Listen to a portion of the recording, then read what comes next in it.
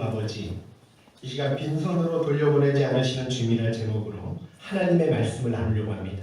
거룩하신 하나님, 정말 빈손으로 돌려보내지 아니하시고 오늘 이 말씀을 통하여, 예배를 통하여 큰 은혜 가운데 우리 가운데 역사하실 줄로 믿습니다.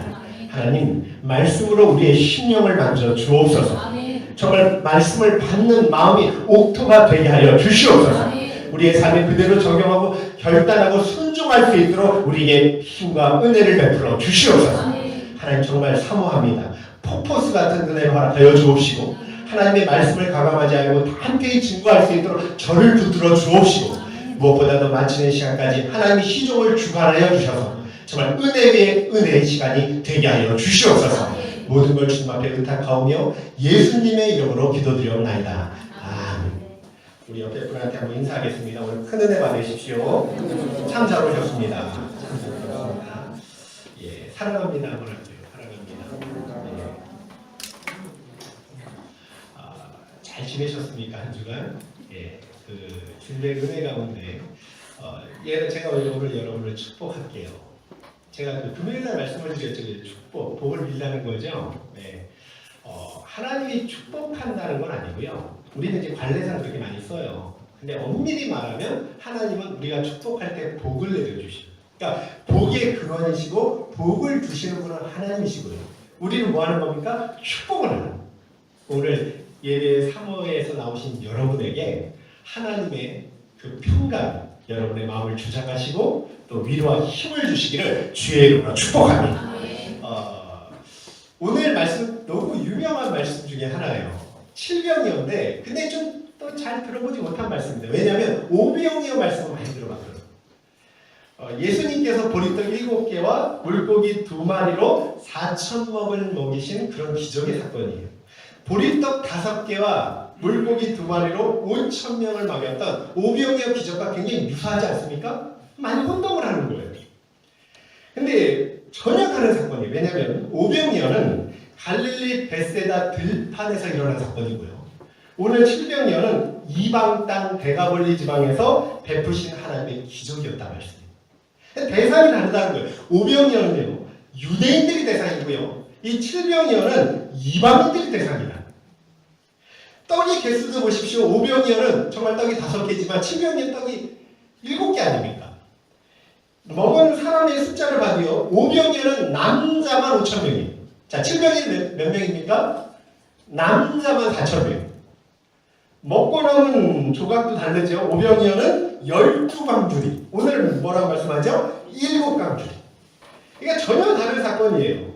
다시 말해서 주님은 유사한 이적을 이스라엘 땅에서도 한 번, 이방 땅에서도 한 번, 2번 베푸셨다는 말씀입니다. 이유는 뭐냐면 유대인의 주님이기도 하시지만 모든 이방인의 주님도 되심을 알게 하시기 위해서. 그러니까 주님은 온 세상의 구주라는 것을 가르쳐 주시기 위해서. 그렇지 않습니까? 주님은 지금도 당신께 유대인이든 이방인이든 은혜 사모에서 나온 자들을 결코 굶주린 상태로 보내지 않는다는 말씀입니다. 여러분 2번 다 배불리 먹이셨죠? 오늘도 이 예배 시간에 저와 여러분을 풍성한 은혜를 베푸실 줄로 믿습니다. 절대로 빈손으로 보내지 않아요. 당시에 선생이라는 자들은 많았습니다. 오늘날에도 스스로 인류의 구세주라고 자칭하는 사람들이 굉장히 많아요. 자기가 하나님이라고 주장하는 사람이 50명이 넘어요. 여러분 그런데 이런 기적을 베푼 분은 예수 그리스도 외에 없어요. 도리어 사람들을 지금도요 구세주라고 막 자칭하는 사람들이 억압하고 갈취하고 피폐한 삶으로 몰아가지 이렇게 주님처럼 온 백성들에게 풍성한 은혜를 베푸신 분은 없다는 말씀이에요. 우리에게 생명을 얻게 하고 풍성한 삶을 누리게 하실 분은 예수 그리스도 외에는 없다는 말씀입니다. 여러분 이거는요 주님이 이 땅에 오신 이유이기도 해요. 우리가 그 요한복음 10장 10절 유명한 말씀이죠. 도둑이 오는 것은 도둑질하고 죽이고 멸망시키려는 것뿐이요 내가 온 것은 양으로 생명을 얻게 하고 더 풍성히 얻게 하는 것입니다. 주님은 이것 때문에 이 땅에 오셨어요. 그래서 누구든지 참 생명 얻고 싶고 풍성한 삶을 누리기 원한다면 예수님을 믿어야 돼요. 그 안에 거해야 돼요. 주님께 더 가까이 나가야 돼요. 뿐만 아니라 그분에게서 떠나지 말아야 된다는 것을 성경은 우리에게 말씀합니다. 왜냐하면 주님은요 당신께 나오는 자들은 얼마든지 구원하시며 풍성케 삶을 만드실 수 있는 능력의 주님이기 때문에. 우리 한번 보세요. 요한일서 5장 12절. 자, 시작. 아들이 있는 자에게는 생명이 있고 하나님의 아들이 없는 자에게는 생명이 없느니라. 자, 이 말씀하죠. 요한계시록 3장 20절. 시작. 볼지어다 내가 문 밖에 서서 누리노니 누구든지 내 음성을 듣고 문을 열면 내가 그에게로 들어가 그와 더불어 먹고 그는 나와 더불어 먹으리라. 자, 이제요 오늘 말씀 보세요. 마가복음 1장 1절에서 3절. 자, 우리 8장 1절에서 3절 한번 읽어볼게요. 시작. 그 무렵에 또 큰 무리가 있어 먹을 것이 없는지라 예수께서 제자들을 불러 이르시되 내가 무리를 불쌍히 여기노라. 그들이 나와 함께 있은지 이미 사흘이 지났으나 먹을 것이 없도다. 만일 내가 그들을 음욕으로 보내면 길에서 기진하리라. 그 중에는 멀리서 온 사람들도 있느니라. 자, 굶주린 무리에게 하신 말씀이에요. 불쌍히 여겼다고 말합니다.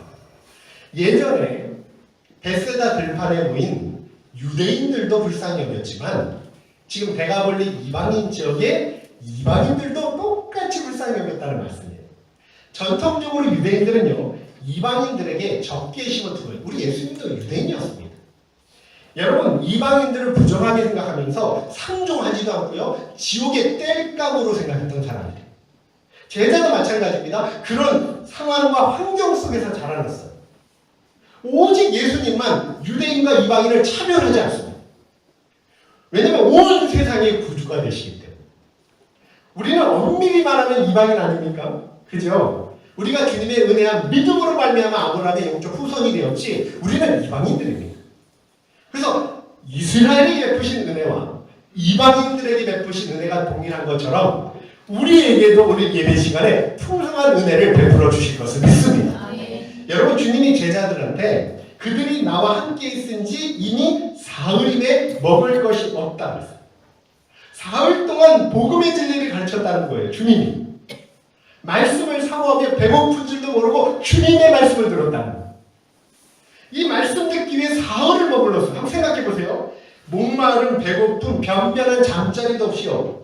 광야에서 그 추위 속에서 밤을 지새우며 말씀을 들어요. 팔레스타인 땅은요 밤이 굉장히 추워요. 들판에서 아무 준비도 없어요. 심한 추위를 그냥 그대로 견뎌야 돼요. 이건 우리가 얼마나 하나님의 말씀을 소중히 여겼는지 또 말씀을 사모했는지 단적으로 대변해 주는 겁니다. 여러분 이런 모습은 우리가 배워야 된다. 요즘은요 설교를 20-30분만 좀 길어지면 몸을 비비 털고 1시간 지나면 불평이 터져나와요. 예배 끝나고 나가면서 오늘 왜 이렇게 길어서 내가 약속 시간을 정했는데 막 이런다는 거예요. 여러분 이 백성들 보십시오. 정말 주의 말씀을 사모했고요. 그러는 동안에 수중에 있는 양식이 다 떨어져 버린 거예요. 배가 고픈 거예요. 게다가 3절에 보니까 멀리서 온 사람들이 굉장히 많았어요. 근데 주님은 다 알고 계셨죠. 결코 그들 먹을 거리에 무관심하지 않았다는 말이에요. 믿음을 핑계로 현실의 문제에 눈을 감지 않으셨다는 말씀. 만일 현실 상태로 그냥 그들을 돌려보내면 가다가 굶주려서 기진할까 염려했다는 말씀. 그래서 은혜를 베푸셨다. 여러분 믿음이란 천국에서 필요한 게 아니에요. 믿음은 지금 이 땅 우리가 당면하는 현실 이 세상에서 필요한 겁니다. 그래서 믿음은 절대 현실을 무시하지 않아요. 주님은요 우리 영혼만 관심 있는 게 아니에요.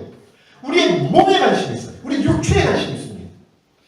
만약 육체에 관심이 없었다면 그렇게 많은 시간과 노력을 질병 고치는 자 치유하는 데 쓰지 않으셨을 거예요. 여러분 주님은요 우리 몸에 굉장히 관심이 많아요. 왜냐하면 우리 몸은 하나님이 주신 선물이며 또 하나님의 뜻을 이루어가는 도구이며 하나님의 거룩한 이 시대의 성전이 되기 때문에 있어요. 여러분 이 시대는요 예루살렘 성전이 아니라는 거예요. 저와 여러분의 몸이 하나님의 성전인 줄로 믿습니다. 이 시대는요 우리가 몸이 성전이에요. 그리고 이 몸이 모여서 교회를 이루는 거예요. 이 공동체를 이야기합니다. 몸을 함부로 다뤄서는 안 돼요. 함부로 아무거나 집어넣어서는 안 됩니다. 그냥 나쁜 생각하고요 나쁜 것을 넣어서는 안 된다는 그런 말씀이에요. 성전이니까. 우리 금요일날 말씀을 나눴잖아요. 벨사살 왕이 성전 기물에다 술을 따라 마셨다가 하나님의 심판을 받죠. 마찬가지예요. 우리 몸이 그렇다는 거예요. 몸이. 주님은 우리가 영육간에 강건하며 온전한 삶을 살기를 기뻐하신다는 것입니다.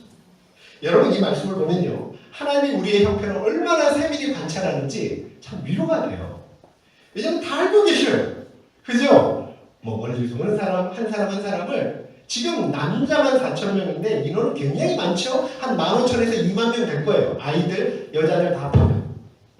그러니까 당신께 나온 사람들의 삶은 절대 외면하지 아니하시고 완벽하게 모든 걸 책임져 주신다는 약속과 같은 말씀이 오늘 말씀이라는 거예요. 찬양 중에 이런 찬양이 있어요. 나의 힘이 다해. 가사가 이렇습니다. 나의 힘이 다해 일어날 힘 모두 다 사라질 때도 주의 오른손이 나를 붙들어 세워 일으키시네. 내가 새벽 날개치며 바다 끝에 거해도 내가 깊은 곳에 거해도 거기서도 계시네. 나보다 날 아시고 나보다 날 사랑하신 주님의 그 사랑이 오늘도 날 세우시네. 참 은혜로운 찬양을 한번 불러볼게요. 같이 한번 부릅시다. 자, 한번 찬양할게요.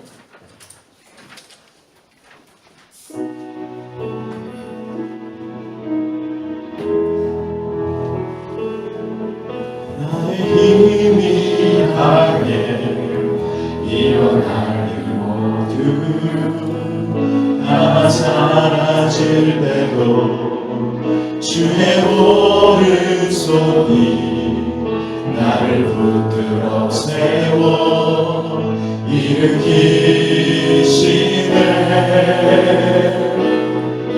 나의 길이 다해 보이지 않는 그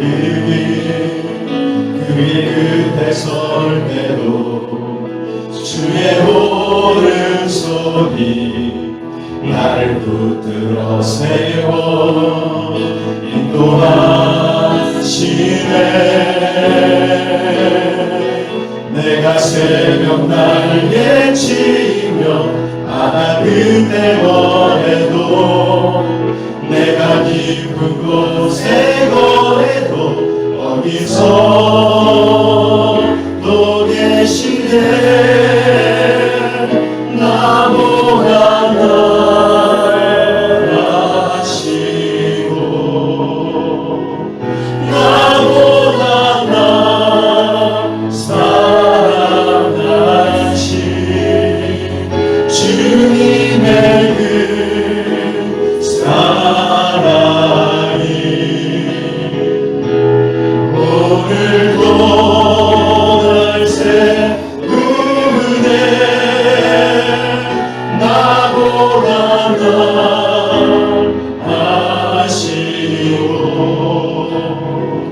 나보다 날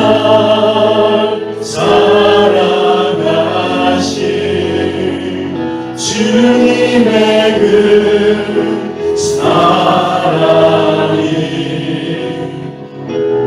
오늘도 날 인도해. 은혜로운 찬양이에요. 나보다 나라신 주님께서 여러분도 세워주시고 저도 세워주시고 우리를 복된 길로 인도하실 줄로 믿습니다. 여러분 하나님은 저와 여러분의 경제적으로 힘든 거 다 알고 계셔요. 경제적인 환란도 만만치가 않습니다. 여러분 질병으로 고생하는 것도 다 알고 계십니다. 관계가 얽혀서 힘들어하는 건 다 알고 어느 것 하나 만만하지가 않아요. 그래서 주님은요. 주님께 사모해서 문제 해결해 달라고 나온 자기의 백성들의 삶을 완벽하게 책임져 주신다고 약속을 주십니다. 우리 베드로전서 5장 7절에 이런 말씀이 있어요. 너희 염려를 다 주께 맡기라. 그가 너희를 돌보시리라. 이게 하나님의 약속이에요. 보통 사람은요. 같은 육체를 입고 있지만 내 배가 부르잖아요. 절대 배고픈 자의 아픔을 느끼지 못합니다. 내가 배부르잖아요. 절대 상대방의 아픔을 공감하지 못합니다. 그게 사람이고 그게 인간이에요. 우리 다 그렇다고. 여러분 자식을 잃어버리지 않는 사람, 잃어버리지 못한 사람은 자식 잃은 사람의 심정을 절대로 헤아릴 수가 없다는 것입니다. 질병으로 고통받지 않아 보면 절대 질병에 걸린 심정을 이해하지 못한다는 거예요. 저도 마찬가지예요. 근데 하나님은 절대 그렇지 않다는 거예요. 지극히 높은 곳에 계시면서도 비천한 자들의 마음을 당신의 아픔처럼 완벽하게 느끼신다고 성경은 말씀합니다. 이브리서 4장 15절 한번 볼게요. 자, 시작. 우리에게 있는 우리의 연약함을 동정하지 못하시기가 아니요 모든 일에 우리와 똑같이 시험을 받으신 이로되 죄는 없으시니. 주님은 죄가 없지만 우리를 동정하기 위해 육신을 입고 이 땅에 오셨습니다. 그리고 인간이 경험할 수 있는 모든 고통을 다 경험하셨어요. 여러분, 우리의 신정을 헤아리고 도우시기 위해서 모든 인생의 쓴장을 마셨다는 말씀입니다. 그래서 누구든지 하나님께 나오기만 하면, 주님께 자기의 삶을 내려놓기만 하면요, 큰 위로를 받을 수 있고요. 더 나아가 주님의 도움의 손길을 경험할 수 있다는 말씀이에요. 여러분, 주님은 언제나 은혜가 풍성해요. 오늘 한번 먹고 남은 조각이 얼마나 다 배부르게 먹고 이제 더 이상 못 먹겠다. 우리 뷔페 식당 가면 야 이제 더 이상 안 들어간다 이럴 마음 있잖아요. 그런 배부름이에요. 풍성함이에요. 다 먹고 몇 강줄이가 남았습니다. 7강줄. 여러분, 우리의 필요를 채우시되 주님은 턱없이 부족하게 겨우겨우 각박하게 베풀지 않는다고 말씀합니다. 언제나 풍성한 은혜를 베푸시다. 왜냐하면 우리 주님은 궁핍한 분이 아니기 때문에 천지만물의 창조주시고 주권자랍니다. 여러분, 하늘과 땅의 모든 것이 주님 것입니다. 근데 왜 뭐가 부족해서 사랑하는 자들에게 부족하게 베풀겠습니까? 그래서 사도 바울이 디모데전서 1장 14절에 이런 이야기를 해요. 우리 주의 은혜가 그리스도 예수 안에 있는 믿음과 사랑과 함께 넘치도록 풍성하여 빌립보서 4장 19절 나의 하나님 그리스도 예수 안에서 영광 가운데 그 풍성한 대로 너희 모든 쓸 것을 채우리. 믿으시면 아멘. 하나님은 풍성해 주십니다. 야고보서 1장 5절에 그래서 야고보 사도가 말하죠. 만약 부족함이 있다면 모든 걸 후히 주시고 꾸짖지 아니하시는 하나님께 구하라고 말씀합니다. 어떤 어려움 속에서도요, 정말 저와 여러분이요, 이 은혜 생각하면서 낙심치 아니하고요, 체휼하시는 하나님 바라보며 주님께 간구하는 삶이 되기를 주의 이름으로 축복합니다.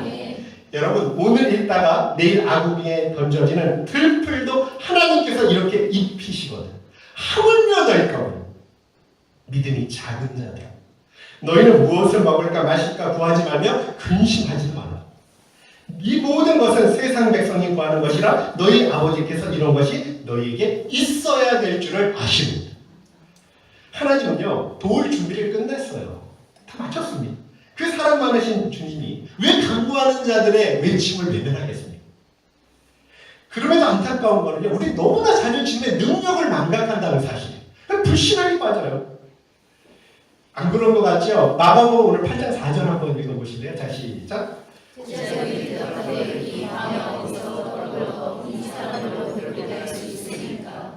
자, 주님의 질문에 대한 답변이 제자들의 당시 상황만 보면 이해할 수 있어요. 그냥 그들이 있는 건 광야예요. 지금 남자만 해도 4,000명이고요. 아이, 여자 다 포함하면 15,000에서 20,000명인데 먹을 것을 구할 수 없지. 현실이 그래요. 어디서 그 많은 양식을 구할 수 있습니까? 이렇게 이야기하는 게 당연해. 그런데 이건 진짜 불신앙적인 대답이에요.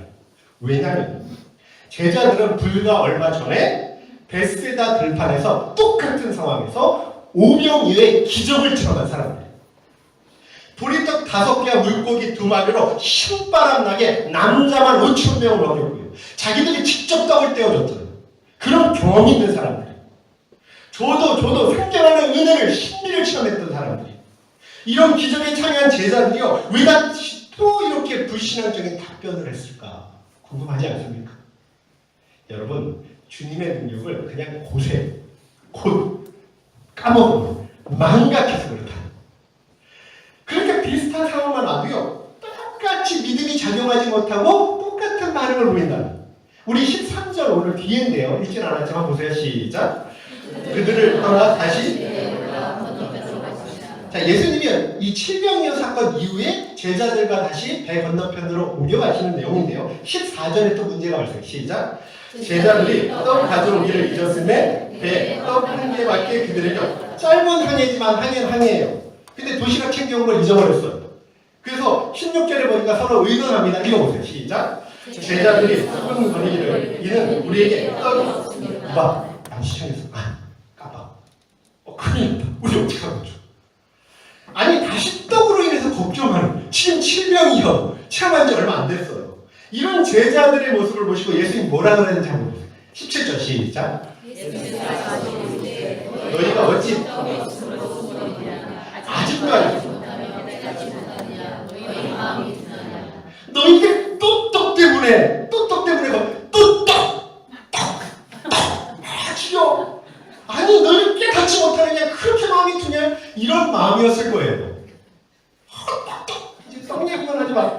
아니 이런 솔직히 이런 마음이었을 겁니다. 내가 2번이나 기적을 행해서 필요를 공급했는데 아직도 나를 신뢰하지 못하니? 아직도 내가 문제 해결자요 구세주요 주님이라는 사실을 깨닫지 못하니? 너무너무 안타까워하셨다. 2 기적 다 주님이 계셨기 때문에 해결받은 거 아닙니까? 여러분 이 기적의 현장에 제자들이 있었어요. 예수님이 문제 해결자라는 걸 이미 수많은 표적을 통해서 다 경험했습니다. 그런데 또 떡이 없다고 걱정해요. 이런 제자들 보면서 저도 성경에 이거 제자 맞아? 아니 내가 그런 기적 한 번만 체험하면 난 안 그럴 텐데 이렇게 생각하시는 분이 있을지 몰라요. 그런데 이건 제자들만의 문제가 아니라는 거예요. 여러분 성경에 이걸 기록해 놓은 거는 제자들의 모습을 통해 우리의 모습을 발견을 해요. 제자들의 불신앙의 모습이 우리의 모습이에요. 여러분 지금까지 얼마나 많은 주님의 은혜를 경험했습니다. 얼마나 많은 기도의 응답을 체험했고 우리가 사람의 힘으로 이룰 수 없는 일들을 하나님의 도우심으로 체험한 사건들이 얼마나 많습니다. 그럼에도 불구하고 새로운 문제를 만날 때마다 날마다 새로워. 날마다 그냥 낙심하는. 여러분 감사를 다 잃어버려요. 기도선을 내립니다. 똑같은 마음으로 계속 나아가는. 일이 정말 해결될까? 잘 될 수 있을까? 이러면서 여전히 하나님의 역사를 의심하고요. 불신의 말을 쏟아낼 때가 얼마나 많습니다. 이게 우리의 연약한 모습이라는. 왜냐하면 모두가 다 전에 베푸신 하나님의 능력과 은혜를 망각하게 돼요. 바로 잊어버리고 성전에서 은혜 받고 나가면 잊어버리는 거예요. 여러분 우리는 역사하시는 하나님을 섬기는 사람들이에요. 우상을 섬기는 게 아니라는 말이에요. 우리가 기도하면 무엇이든지 도우실 수 있는 주님의 능력을 믿는 사람들이에요. 주님은 말씀 한마디로 세상을 창조하셨고요. 주님이 해결하지 못할 문제는 아무것도 없습니다. 그런데 진짜 문제는 뭐냐면 그런 하나님의 능력을 망각해서 우리가 주님께 더 이상 구하지 않는다는 것이 더 큰 문제라. 불신앙을 가는 게 아니에요. 성경에 보니까 하나님의 능력을 망각하고 불평하고 그분께 구하지 않는 것이 불신앙이라고 이야기해요. 광야 이스라엘 백성 보세요. 똑같은 반응을 반복하죠. 40년 동안. 그죠? 매번 문제를 만나면 새로워요. 그리고 또 불평하고 지도자 하나님을 불평하고 감사하지 아니하고 또 기도하지 아니하고 또 그렇게 나아가는 거예요. 오늘 제자들 보세요. 그래서 저는 정말 오늘 정말 축복을 합니다. 여러분, 저와 여러분은요. 어떤 어려움이 있든 모든 문제 다 맡기고 정말 주님께 간구하는 복되고 능력 있는 삶이 되시길 주의 이름으로 축복합니다. 정말 그렇게 됐으면 좋겠어요. 하나님은 우리가 가진 작은 것을 통해서도 얼마든지 큰 역사를 일으킬 수 있어요. 5절 한번 읽어보세요. 자, 시작. 내 덕에도 모르시되 너에게 이르되 일곱 이뤘습니다. 이 질문은 절망하는 제자에서 주신 질문이에요. 떡 몇 개 있니? 이건 심오한 뜻이 담겨있어요. 아무리 작은 거라도요. 하나님은 기적을 창출할 수 있다. 돌들로도요. 얼마든지 주님은 아브라함의 우선 만들 수 있습니다. 우리 6절 한번 보실래요? 다시 시작. 예수께서 우리를 명하여 땅에 앉게 하시고 또 7개를 가지사 축사하시고 떼어 제자들에게 주어 나누어 주게 하시니 제자들이 예수님께서 우리에게 떡을 떼어주기 전에 뭐 하셨다고요? 축사. 이게 원어 뜻이 뭐냐면 감사하는 마음을 가지다, 감사하다. 당시 식사 기도에 사용했던 말이에요. 여러분 주님은요 감사 후에 기적을 베풀잖아요. 이건 진정한 감사가 무엇인지 감사의 능력이 얼마나 큰지를 우리에게 가르쳐주는 말씀입니다. 성인 남자만 4,000명 그야말로 엄청난 숫자입니다. 더군다나 주님 앞에 놓여진 보리떡 7개는 너무나 초라한 음식이에요. 지금 봐도요 일반 서민이 먹는 아주 작은 양의 그런 초라한 음식입니다. 그런데 우리 주님은 하나님의 아들이시며 온 우주의 왕이셔요. 근데 그 하나님의 아들, 온 우주의 왕이 모든 만물이 무릎 꿇어 경배할 수 있는 그 예수님께서 그 초라한 양식 앞에 두고 뭐 하고 계십니까? 감사하기도 한다. 여러분, 이 말씀을 보면요, 진정한 감사가 무엇인지를 우리에게 가르쳐줘요. 우리 저번 주에 제자훈련에 지금 한 2주 정도, 저번 주였나? 우리 식사기도 잘하자. 너무 형식적으로 하지 말자. 어떻게 눈만 감고 뜨냐. 이러면서 우리가 이제 결단을 했어요. 저도 그렇고, 정말 우리 성도님도 그렇고 아마 그랬을 거예요. 정말 식사 앞에서 감사. 예, 식당에 가서도 정말 오래 기도하고, 일부러도. 여러분, 감사 기도를 통해서 예수님은 사람들을 배불리 먹이시고 기적을 창출했습니다. 하나님의 은혜와 능력은 바로 이런 작은 것에 감사하는 사람들에게 비롯된다는 것을 가르쳐 주신 말씀. 대다수의 사람들은 허황된 생각에 사로잡혀 있어요. 크고 대단한 것 아니면 눈길조차 돌리지 않습니다. 하나님의 선물도 크고 화려한 것 아니면 감사보다는 불평을 늘어놓길 수 있고요. 은혜 역시 남들이 부러워할 만한 그런 분량이 아니면 도저히 만족할 줄 모르는 거예요. 이렇게 되면요, 하나님의 은혜가 은혜로 여겨지질 않아요. 그래서 감사할 수 없는 거예요. 그러면 그곳에는 하나님의 신비도 기적도 임하지 않는 거예요. 더 큰 역사도 절대 경험할 수 없는 거예요. 정말 저와 여러분이 하나님의 자녀로 진실되게 살아가고 능력을 체험하기를 원하신다면, 여러분, 지극히 작은 것에 감사하시던 주님의 모습을 배워야 한다는 말씀. 솔로몬에게 여인처럼요, 부스러기 같은 은혜라도 감사히 받겠다는 겸손한 마음을 회복해야 된다는 그런 말씀입니다. 여러분, 기적이요, 감사를 낳는 게 아니에요. 기적을 확정했다고 감사가 나오는 게 아니에요. 문둥병자 아시죠? 열방의 문둥병자 9명은 감사 안 했어요. 1명만 했습니다. 뭐냐면 감사가 기적을 낳는 거예요. 저와 여러분의 작은 것을 통해서 비록 우리가 초라하고 하찮은 것일지라도 주님 주심을 믿고요, 감사함을 통해 삶의 기적을 창출할 수 있는 믿음의 사람들이 되게 기회로 축복합니다. 그래서 시편 50편 23절에 이렇게 말하죠. 감사로 제사를 드리는 자가 나를 영화롭게 하나니 그 행위로 옳게 하는 자에게 내가 하나님의 구원을 보이리라. 이제요, 풍성한 떡을 베풀고 다 흩어집니다. 대부분 일정한 재산도 없어요. 소작을 하거나 매일의 노동으로 근근히 살아가는 사람들일 거예요. 그죠? 경제적으로 따지고 보면 주님과 함께한 사흘 동안에 손해를 본 사람들이에요. 시간에 비해서 경제적인 손해를 봤습니다. 아무것도 못했어요.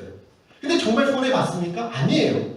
금전적인 차원에서는 당장 손해를 보는 것이 느껴질지 모르지만 사흘 동안 세상 누구도 들을 수 없는 천국 진리의 말씀을 들었어요.